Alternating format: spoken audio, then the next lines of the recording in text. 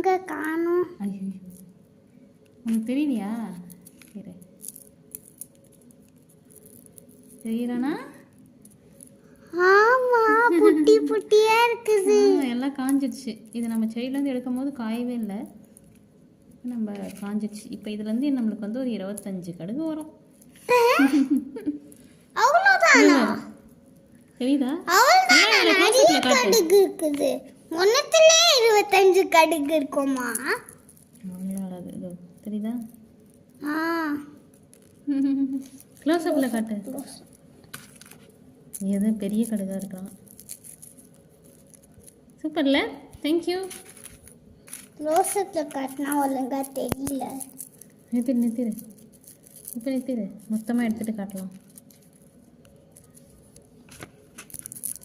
நான் சும்மா போட்டேன், உண்மையாகவே வந்துடுச்சுடா கடுகு.